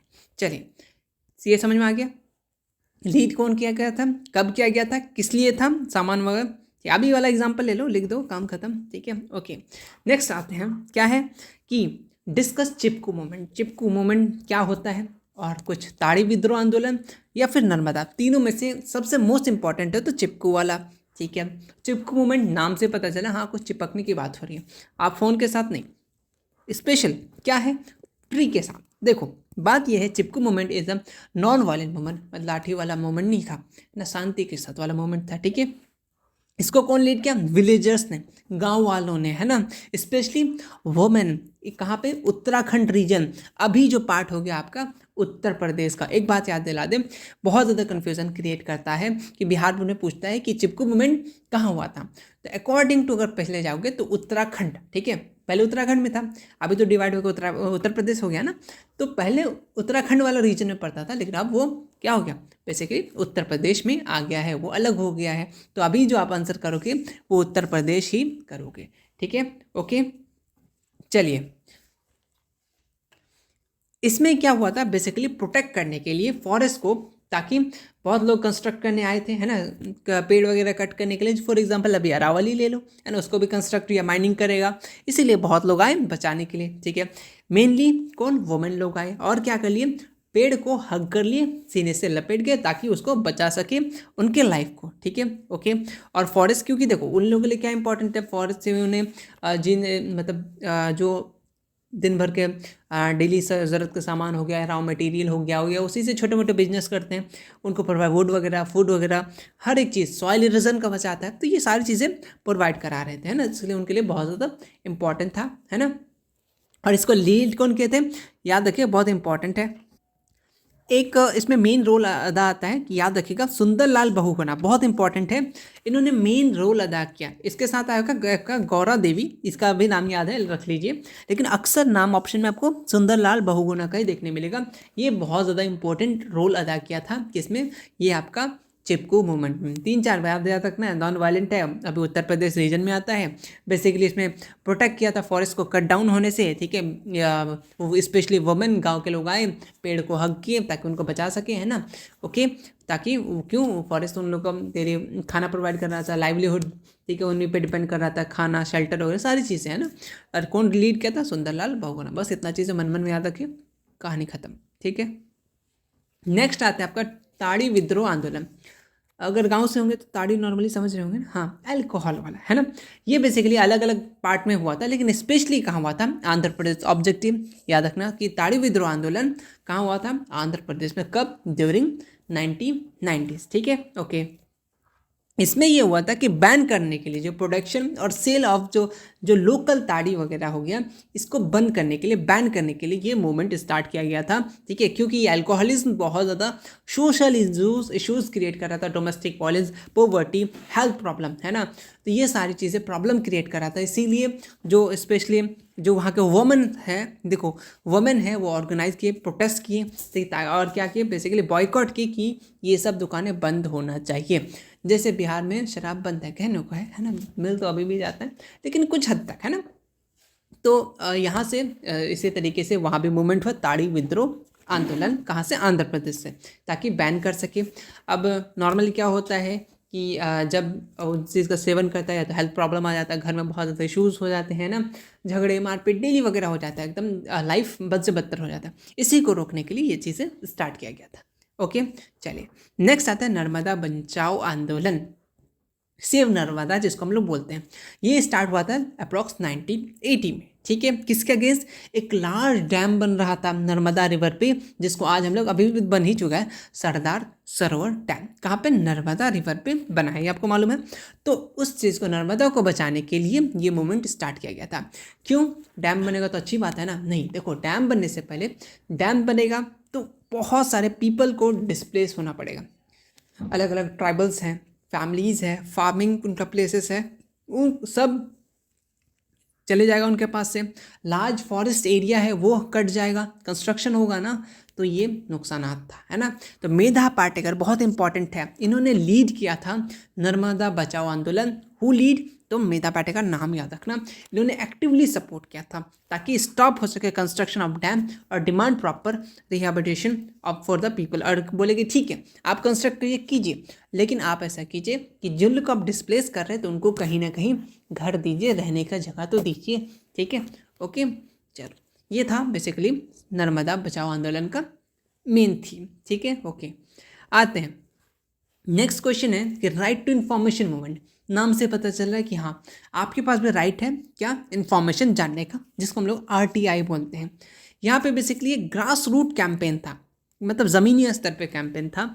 इसका बेसिक या फिर मेजर रोल कह सकते हो, मेजर बहुत इंपॉर्टेंट रोल अदा किया कि हर सिटीज़न के पास पावर था ट्रांसपेरेंसी का, मतलब वो देख सकता था, पारदर्शिता था कि क्या हो रहा है एंड क्या नहीं हो रहा है। ठीक है, गवर्नमेंट में या कोई भी काम जो हो रहा है, कितना हुआ, कितना पैसा लगा, वो आपको भी हमको भी जानने का हक है। तो इसीलिए राइट टू इन्फॉर्मेशन एक्ट को लाया गया था। कब? 2005 में। इंपॉर्टेंट है राइट टू इन्फॉर्मेशन एक्ट कहाँ पे? 2005। क्या ऑब्जेक्टिव्स था, ऐसा भी क्वेश्चन पूछ सकते हैं। राइट, एक तो राइट टू इन्फॉर्मेशन क्या होता है बता दिया आपने, बेसिकली इन्फॉर्मेशन होता है, बेसिकली ये ग्रास रूट कैंपेन होता है, बहुत एम्पावरिंग सिटीजन करने के लिए, ट्रांसपेरेंसी को बढ़ाने के लिए, है ना। ओके, और कौन लीड किया था, या सॉरी कब हुआ था, ये 2005 में हुआ था। ठीक है, ऑब्जेक्टिव क्या है, बेसिकली जो भी फंक्शन हो रहा है गवर्नमेंट लेवल पे, उसको ओपन हो सके, लोग देख सके, जान सके कि कितना पैसा कहाँ जा रहा है, आपने जो टैक्स दिया उसका पैसा कहाँ यूज़ कर रहे, तब ना आप सवाल कीजिएगा, है ना। पता चला वो बोरा भर के लेके चल दिया, है ना, तो इसीलिए। ठीक है, ओके। करप्शन को एक्सपोज कर सके, मिस पावर का मिसयूज़ हो रहा है इसको भी एक्सपोज कर सके, ट्रांसपेरेंट, है ना, चीज़ें देख पाए, है ना। फाइनेंशियल इरेगुलरिटीज़ वगैरह भी पब्लिक ऑफिस में देख सकता है। ओके, चलिए। और बेसिकली ये डिसीजन मेकिंग में हेल्प करता है कि आपके पास भी सुनने का अधिकार है, बोलने का अधिकार है ना, तो आप भी इंफॉर्मेशन दे सकते हैं ना। पब्लिक डिबेट के अलग अलग तरीके से इन्फॉर्म कर सकते हैं, ये इन्फॉर्मेशन दिया जाता है सिटीजन को। ठीक है, ओके। तो ये बेसिकली इनकी कुछ कुछ ऑब्जेक्टिव्स हैं, बस इतना कुछ आपको याद रखना है। चलिए, नेक्स्ट क्वेश्चन है कि how is the right to information beneficial for accountable democracy. देख रहे हो, वही क्वेश्चन को किस तरीके से घुमा के पूछा है, किस तरीके से बेनिफिशियल है आपका ये राइट टू इन्फॉर्मेशन डेमोक्रेसी के लिए। ठीक है, ओके। देखो, राइट टू इन्फॉर्मेशन हेल्प करता है डेमोक्रेसी को मोर अकाउंटेबल और ट्रांसपेरेंट बनाने में। ठीक है, क्यों? क्योंकि सिटीज़न के पास हक रहेगा अपना क्वेश्चन पूछ सके और अपना इन्फॉर्मेशन जान सके गवर्नमेंट से कि आपने क्या किया, है ना। हम लोग हिसाब लेंगे, वो अलग बात है ना। ओके, अब वो अलग बात है, 10,000 मिल कर हम लोग भूल जाएंगे, वो अलग बात है। चलिए, नेक्स्ट, ये करप्शन को रोकता है। आपको पता चलेगा कि ये करप्ट हो रहा है, यहाँ करप्शन चल रहा है, आप उसको गलत ठहरा सकते हैं ना। ओके, तो ये हेल्प करता है आपका राइट टू इन्फॉर्मेशन। ठीक है, ओके। कोई पावर का मिसयूज़ कर रहा है, ठीक है, तो वहाँ आप ठहरा सकते हैं ये पावर का मिसयूज़ हो रहा है। ठीक है, ओके। अब गवर्नमेंट ऑफिसर मोर रिस्पॉन्सिबल हो जाएंगे। ठीक है, ओके, ताकि, क्योंकि देखो वो लोग फिर समझ जाएगा कि अगर देखो उन लोग का अगर पब्लिक को पता नहीं चलता वो लोग तो कुछ भी कर लेगा, है ना। तो इसीलिए उनको भी थोड़ा सा देख के रहना पड़ेगा कि भाई साहब कहीं पकड़ ना ले, इसीलिए ये चीज़ें इंपॉर्टेंट है, बेनिफिशियल है हमारे लिए राइट टू इन्फॉर्मेशन। ओके, जैसे आप सामान खरीदने जाते हो, आपके पास भी राइट्स है, कब बना है, क्या बना है, कब एक्सपायरी डेट है, क्या क्या मिला हुआ, आपके पास जानने का हक है। ठीक है, आप जान सकते हैं, पूछ सकते हैं। ठीक है, अदरवाइज़ ये है कि दुकानदार बोलता है लेना है लो, या तो मतलब यही बोल देता है। आप भी पढ़ लीजिएगा, लेकिन पढ़ के ज़रूर लीजिएगा, और अगर क्वेश्चन पूछना तो पूछ सकते हैं, क्योंकि आपके पास राइट टू इन्फॉर्मेशन। अब ये नहीं कि जाके सब्जी का दुकान पूछा ये कितना है, पूछ के भाग गए, आपके पास राइट टू इन्फॉर्मेशन, ऐसा भी नहीं करना है। ठीक है, ओके। आते हैं दूसरा, जो कास्ट और रिलीजन बेस्ड पॉलिटिकल होता है, समटाइम क्या एवरी टाइम ही होता है, ये कोई नई बात नहीं है। ये बेसिकली इन्फ्लुएंस करता है more caste religion than developed issue. Bihar example ले लो, ठीक है, कास्ट के नाम पे, रिलीजन के नाम पे वोट होगा, डेवलपमेंट करना इश्यूज़ वगैरह आता ही नहीं है, कास्ट के नाम पे ही लड़ लेता है, 10 साल जीत लिया, फिर दूसरा कास्ट आएगा, फिर वो 10 कास्ट के नाम पे करेगा, रिलीजन के नाम पे करेगा, डेवलपमेंट इश्यूज़ के मुकाबले में इसको कोई नाम ही नहीं लेगा। ठीक है, इसलिए आज भी बिहार क्या है, बीमारू स्टेट में आता है। ठीक है, okay okay. Use of money और मसल पावर का भी इस्तेमाल कर लेता है बहुत लोग, है ना। ओके, तो हम तुमको देख लेंगे, है ना, वही वाला बात है। तो इसलिए आपको राइट टू इन्फॉर्मेशन ये सारी चीज़ें बेनिफिट देता है, ये सारी चीज़ों को जानने के लिए और गलत ठहराने के लिए। आप गलत है तो गलत है, ठीक है, तो ये बेसिकली बेनिफिट होता है आपका राइट टू इन्फॉर्मेशन। ठीक, ओके। चलिए, अब आते हैं पॉलिटिकल पार्टी। अब इन लोग को अच्छे से बिना सर्फ साबुन से अच्छे से देखते हैं क्या है पॉलिटिकल पार्टी से, क्या समझते हैं, पैसा, गाड़ी, है ना, इधर उधर घूमना। आप देखते हैं क्या बेसिकली इनका रोल रहता है और क्या कर रहे हैं, उसको भी देखेंगे। पॉलिटिकल पार्टी का मतलब क्या होता है? पॉलिटिकल पार्टी एक ऑर्गेनाइजेशन या फिर ग्रुप ऑफ पीपल होता है जो एक साथ आते हैं, ठीक है, कहाँ पे कहाँ पे आते हैं बताओ? इलेक्शन में अपना पावर होल्ड करते हैं गवर्नमेंट में, और common ideology, belief, goal, work collectively influence public policies and the governments. Basically उनका गोल या वर्क कलेक्टिवली इन्फ्लुएंस होता है पब्लिक पॉलिसीज़ के लिए, पब्लिक के लिए और गवर्नमेंट्स के लिए। ठीक है, ओके। शेयर, सबका आइडियोलॉजी सेम होता है, लेकिन अभी नहीं है, किसी का कुछ होता है, किसी का कुछ होता है। ठीक है, ओके।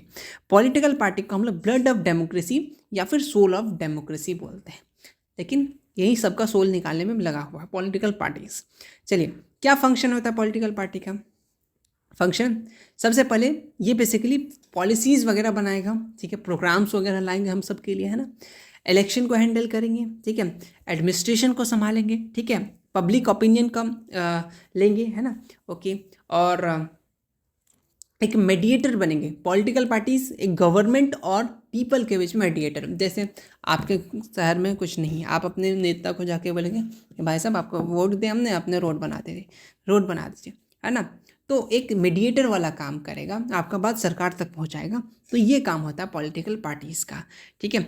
अब वो अलग बात है, आपको घुसने नहीं दिया जाता, वहीं से निकाल दिया जाता है, वो अलग बात है, ठीक है। अब आप पॉलिटिकल ट्रेनिंग, पार्टी फंक्शन वगैरह, नॉन पॉलिटिकल फंक्शन वगैरह, ये सारे फंक्शंस है किसके? पॉलिटिकल पार्टीज़ के, ठीक है। चलो, नहीं मान रहा कोई बात नहीं, आप नेक्स्ट ईयर उसको आपके हाथ में, है ना। वैसे आप तो अभी वोट दिए ही नहीं, मैं खुद नहीं दिया तो क्या ही बता। चलो आते हैं, क्या क्या देखो, क्या ज़रूरत है पॉलिटिकल पार्टीज़ का डेमोक्रेसी में, ठीक है। पार्टी ही नहीं होता तो टेंशन ही नहीं होता, ये सोच रहे ना कि पार्टी हो गया इसलिए। चलो, क्या क्या इसका ज़रूरी है उसके बारे में आएंगे, लेकिन क्या क्या चैलेंजेस है पॉलिटिकल पार्टीज़ को, इसको भी हम लोग थोड़ा सा देखेंगे, ठीक है। आई थिंक एक टॉपिक छूट गया, मेन चैलेंज पॉलिटिकल, ये आई थिंक नहीं आया। तो सबसे पहले यहाँ पर आई थिंक नीड्स क्या है। अच्छा, एक काम करना, छोड़ो, सबसे पहले क्या ज़रूरी है, आपको क्या लग रहा है? अगर फंक्शन वाला भी अगर तुम चिपका दोगे पॉलिटिकल पार्टीज़ का क्यों नीड्स है डेमोक्रेसी में, तो ये भी चल जाएगा, क्योंकि क्यों ज़रूरी है, पॉलिसीज़ वगैरह लाएगा, प्रोग्राम्स वगैरह बनाएगा, इलेक्शन को हेल्ड करेगा एंड पब्लिक ओपिनियन लेगा, मीडिएटर वाला काम करेगा। तो नीड्स में तुम्हें वापस से इसको चिपका सकते हो, नो इशू, ठीक है। एक आंसर, एक क्वेश्चन का दो आंसर कर सकते हो, ठीक है। समझ में आ गया नीड्स क्यों ज़रूरी है? तो ये सारी ज़रूरत ही तो है, फंक्शन ही ज़रूरत हो गया, है ना, ओके। अब बात है क्या क्या चैलेंजेस होता है उन सब के लिए। सबसे पहले lack of internal democracy, lack of leadership, kingship और impact of black money and criminal, फिर condition of black principle, alliances of political party. तो क्या क्या मेन चैलेंजेस की बात करें, इंटरनल डेमोक्रेसी में उनका कमी हो जाता है, पहली बात, ठीक है। लीडरशिप, कभी वो तुम राजा बनोगे, कभी तुम पीएम बनोगे, कभी तुम सीएम बनोगे, वो वाला लीडरशिप का कमी भी आ जाता है। किंगशिप, ठीक है, राजा ही राजा बनेगा, वो वाला जो चलता है कि हाँ राजा का बेटा राजा बनेगा, तो वो सारे चैलेंजेस आ जाते हैं। तो कभी, ठीक है, ब्लैक मनी या क्रिमिनल वगैरह के भी इम्पैक्ट पड़ जाते हैं, ठीक है। ये आपका क्या है, बेसिकली चैलेंजेस रहता है उनको, है ना, ओके। लैक ऑफ प्रिंसिपल्स के कारण भी वो भी एक मेन चैलेंजेस हो जाता है। अलाइंसेस वगैरह बन जाते हैं, वो भी उन सब के लिए चैलेंजेस बन जाते हैं। जैसे कोई एक पार्टी है, इधर से 3-4 पार्टी मिल गया, तो ऑब्वियसली एक पार्टी तो हारना ही है, तो ये चैलेंजेस हो जाते हैं उन सब के लिए। चलिए, एंटी डिफेक्शन लॉ बहुत इंपॉर्टेंट लॉज है। ये बेसिकली क्या रोकता है, प्रिवेंट करता है elected representative from switching parties for personal and political gain. Simple सी बात है, एंटी डिफेक्शन लॉ एक ऐसा लॉ होता है बेसिकली एमपीज और एमएलएज के लिए होता है। याद रखना किसके लिए, एमपी एमएलएज के लिए होता है।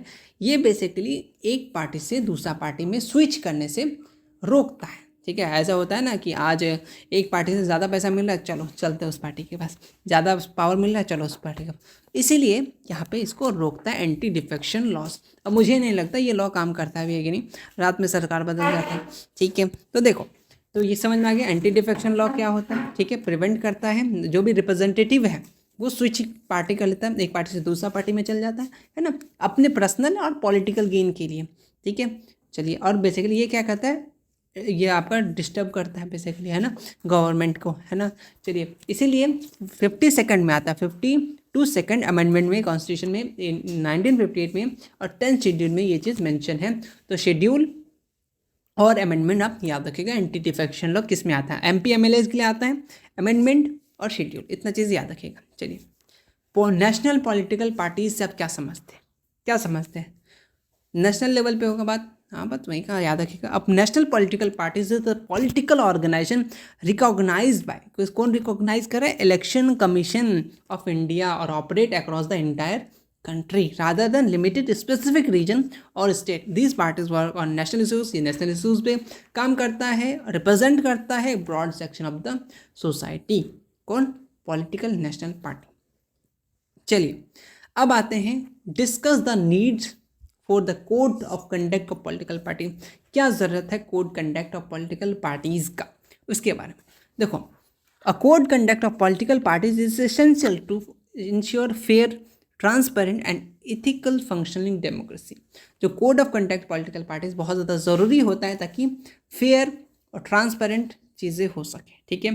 एक गाइडेंस सेट करता है, ठीक है, पार्टीज़ को, उसके मेंबर को, आप इलेक्शन के दौरान ये चीज़ें कर सकते हैं, ठीक है, और क्या चीज़ें नहीं कर सकते, बेसिकली गाइडलाइन होता है, ठीक है, ताकि क्या हो सके, जैसे वोट बाइंग, 10,000 रुपया दे करके वोट बाइंग कर लिया, तो वो इस चीज़ के लिए रोकता है, ठीक है, कोड ऑफ कंडक्ट होता है, ठीक है। चलिए, और फॉल्स प्रोपेगेंडा फैलाया जाता है इलेक्शन के दौरान, है ना। एक कम्युनिटी दूसरे कम्युनिटी के साथ लड़ाया जाता है ताकि वोट बैंक हो, अपने पॉलिटिकल गेन के लिए सारी चीज़ों को करता है। इसको बेसिकली रोकने के लिए ये अदा करता है क्या? The code of conduct of political parties. आचार संहिता सुना है ना, देखते हो ना, प्रचार करना बंद हो जाता है उस रात, लेकिन उसी रात सबसे ज़्यादा होता है, सबको मालूम है, ठीक है। और basically misuse of government resources fund and political parties for the personal और इलेक्टोरल गेन। ये बचाता है misuse of government resources funds bye political parties और पर्सनल इलेक्टोरल गेंस के लिए, ठीक, ओके। और बिना किसी वायलेंस की, बिना किसी पावर के आप सिंपल सब पार्टीज़ को चला रहे हैं और इलेक्शन हो रहा है, तो बेसिकली ये सारी चीज़ों का ज़रूरत के लिए कोड ऑफ कंडक्ट लाया जाता है। बेसिकली गाइडलाइन लाया जाता है कि आप ये चीज़ कर सकते हैं, आपके पास ये लिमिटेशन है, ठीक है, आप इन चीज़ों का ध्यान में रखते हुए अपना कैंपेन कीजिएगा, अपना प्रोग्राम सेट कीजिएगा, ये सारी चीज़ें, ठीक है, इसलिए कोड ऑफ कंडक्ट होता है। चलिए नेक्स्ट क्वेश्चन है, क्या है कि क्या कंडीशन है required for recognize as a regional political party. अगर आपको रीजनल पॉलिटिकल पार्टीज बनाना है तो आपको क्या क्या चीज़ें ज़रूरी हैं। जैसे बैंक अकाउंट अगर खुलवाना है तो वो क्या क्या चीज़ें ज़रूरी हैं?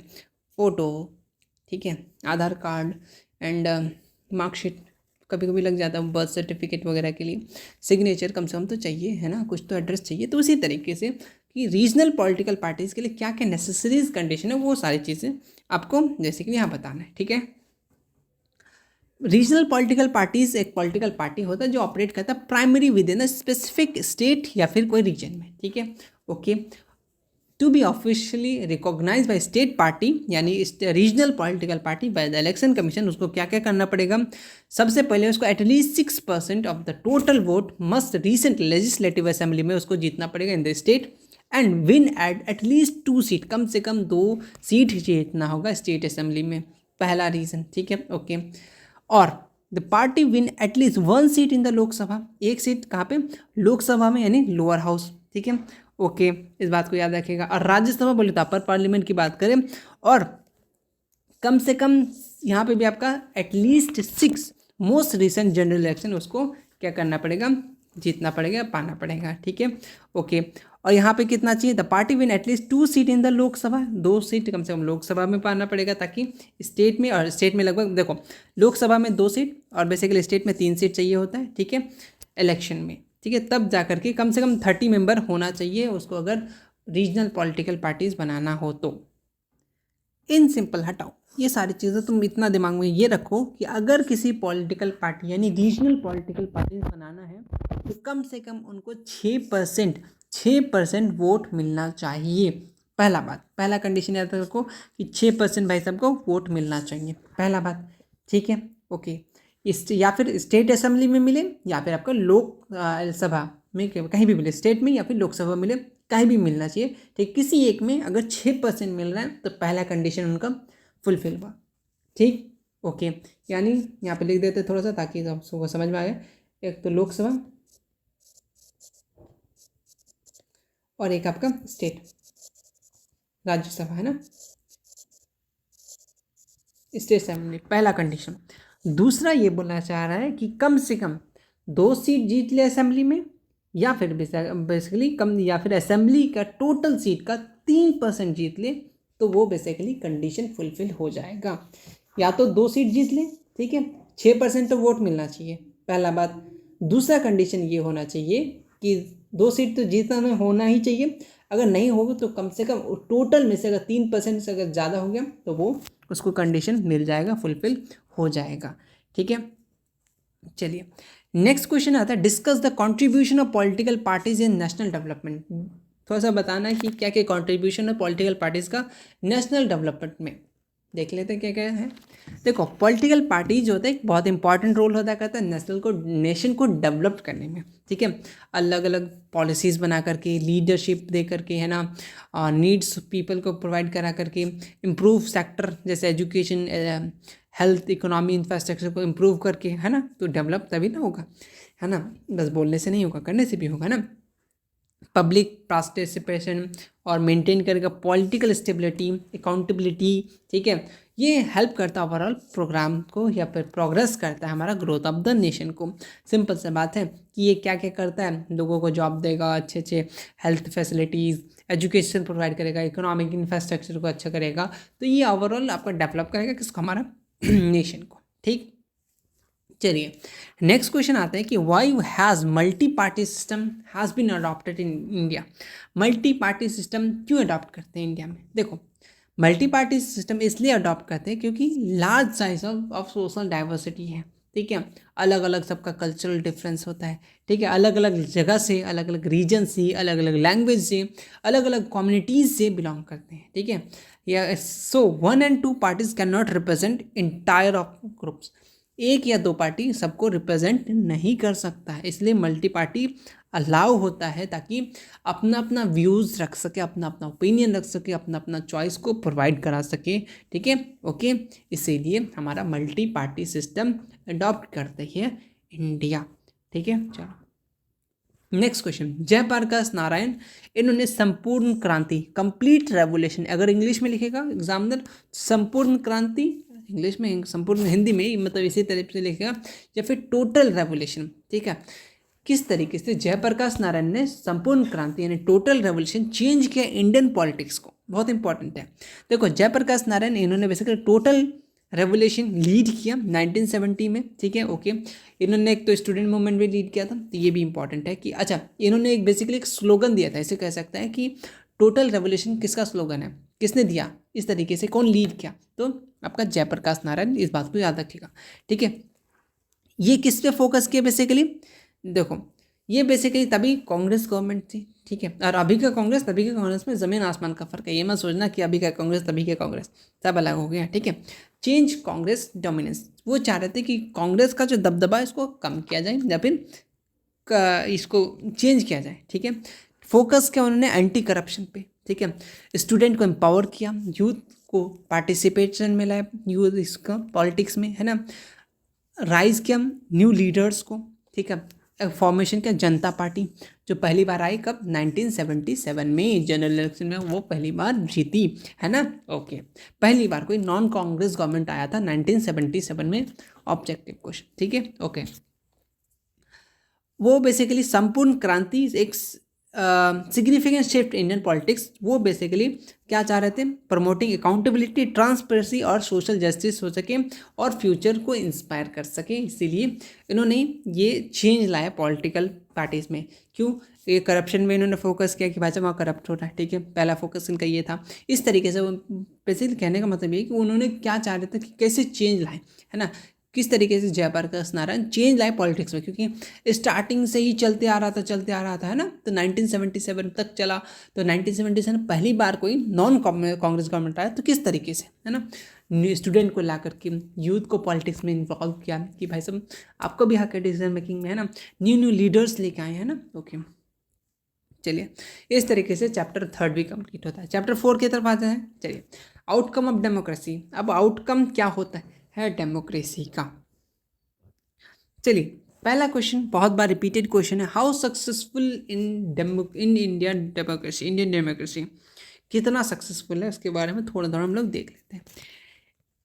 इंडियन डेमोक्रेसी सिंस इंडिपेंडेंट 1947 से अभी तक चल रहे हैं, कुछ कुछ चेंजेस आ रहे हैं, ठीक है, है ना, कुछ कुछ फंक्शन भी कर रहे हैं ना। तो बहुत सारे फैक्टर्स हैं ताकि सक्सेस होने का, ठीक है, क्या क्या किस तरीके से सक्सेसफुल है इंडियन डेमोक्रेसी, उस पर बात करना है।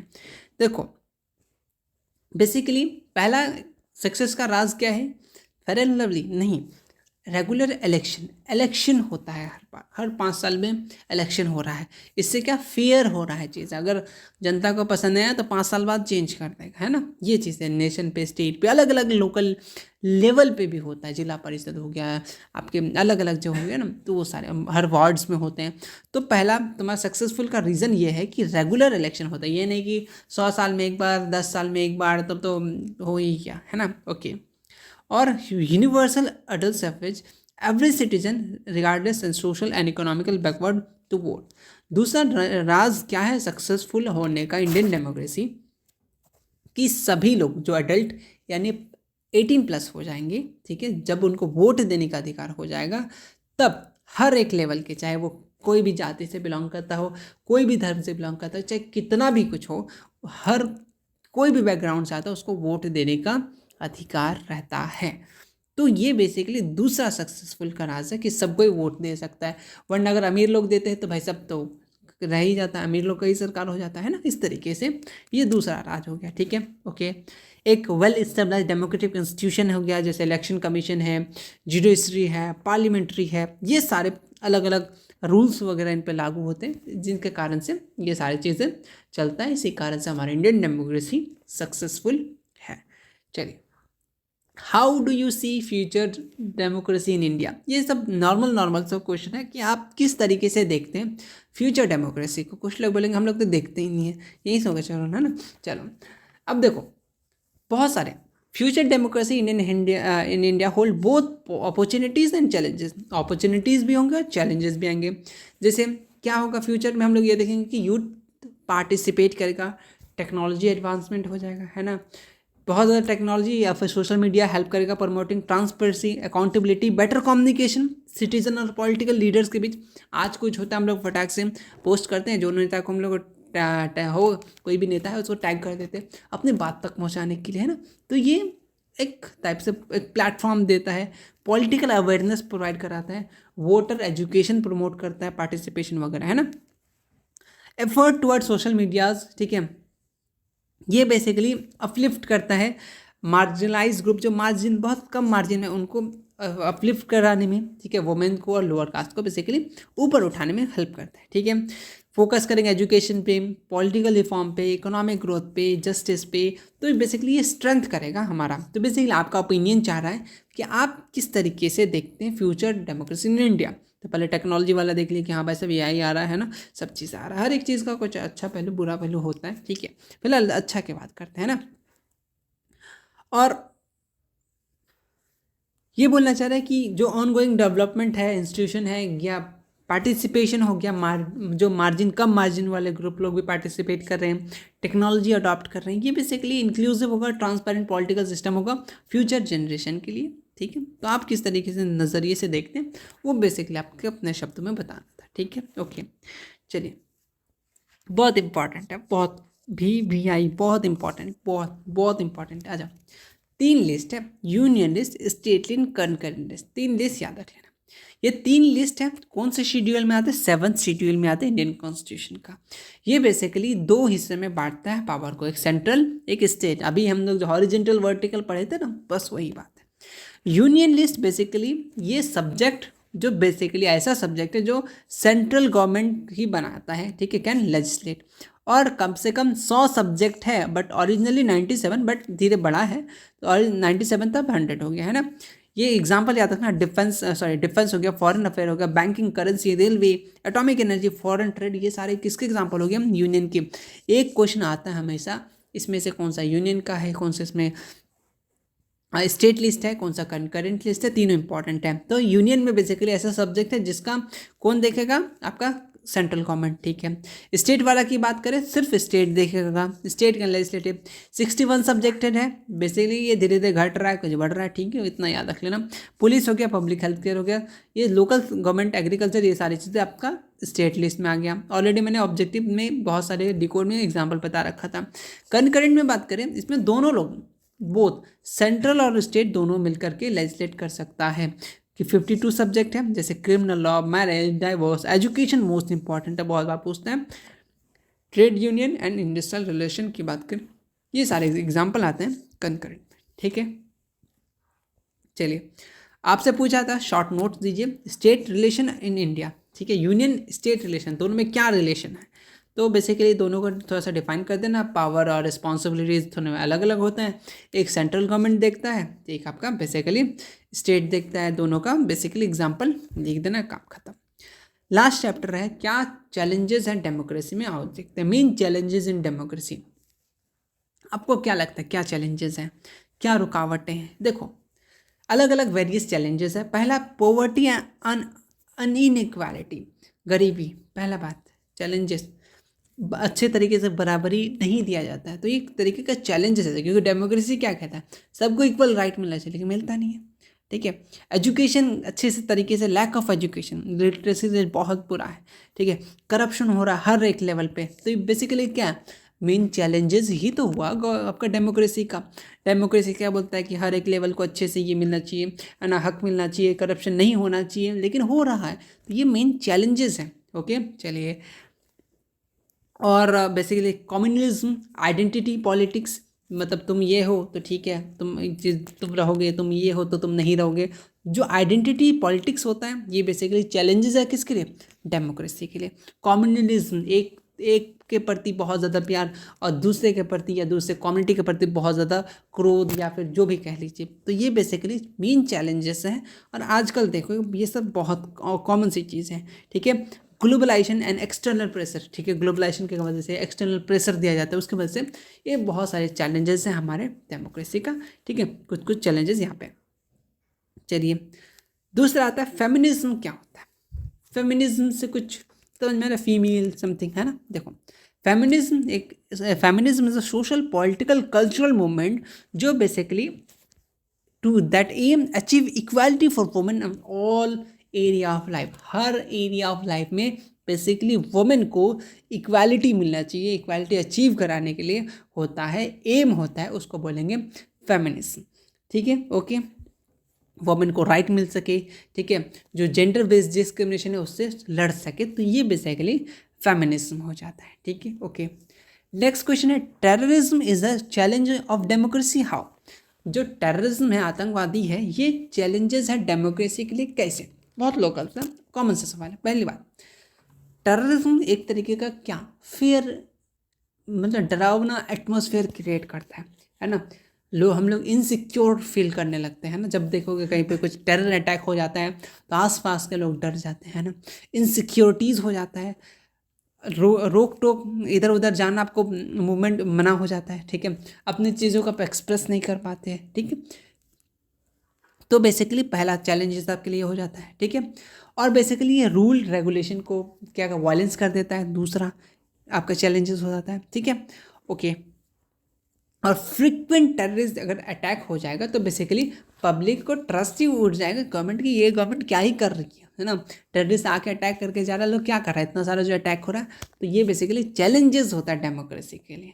ठीक है, ओके, क्योंकि क्या गवर्नमेंट का क्या काम है, बेसिकली प्रोटेक्ट करना सिटीजन को, है ना, इसी तरीके से ये हमारे लिए चैलेंजेस हो जाता है। ठीक है, और terrorist group often exploit communal ethic regional divide करता है, और किस लिए, और टेररिस्ट ग्रुप जो है बेसिकली क्या करता है, एक तरीके का डिफ्रेंशिएट, अलग अलग डिवाइड करने के लिए, रीजनल डिवाइड करने के लिए, एक दूसरे के प्रति लड़ाई लगवाने के लिए काम करता है। ये बेसिकली चैलेंजेस हैं हमारा डेमोक्रेसी के लिए। ठीक है, समझ में आ गया किस तरीके से। चलिए और कुछ ही क्वेश्चन है, देन खत्म हो जाएगा।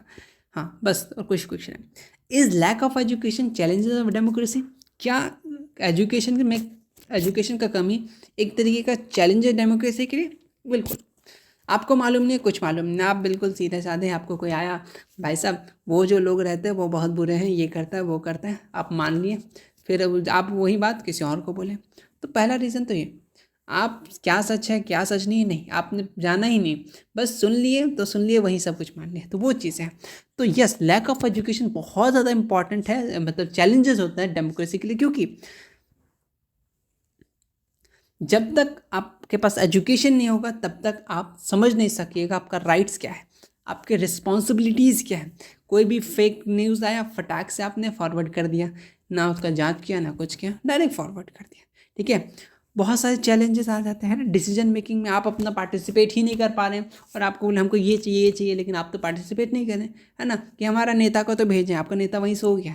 ठीक है, अब उनको मालूम नहीं है उनको क्या करना है, वो अपनी जिम्मेदारी भूल चुका। अगर आपके पास एजुकेशन होता, आप अच्छे से पढ़े लिखे होते, तो आप वहाँ पर जा कर के अपनी जगह को रिप्रेजेंट कर पाते। तो एक तरीके का चैलेंजेस है लैक ऑफ एजुकेशन। ठीक है, ओके। और दूसरा क्या है, देखो, अगर सिटीज़न पढ़ा लिखा नहीं होगा तो पॉलिटिकल इश्यूज़ को कैसे समझेगा। कोई पॉलिटिकल पार्टीज दूसरे पॉलिटिकल पार्टी या किसी धर्म के प्रति उसको अगर भड़का के चलेगा तो कैसे डिफ्रेंशिएट कर पाएगा। जब वो पढ़ा लिखा होगा, जब वो समझदार होगा कि हाँ भाई साहब ये लोग बोल किस लिए रहा है। ठीक है, अभी ही क्यों आया, इससे पहले क्यों नहीं आता था, इलेक्शन के टाइम ही क्यों आ रहा है।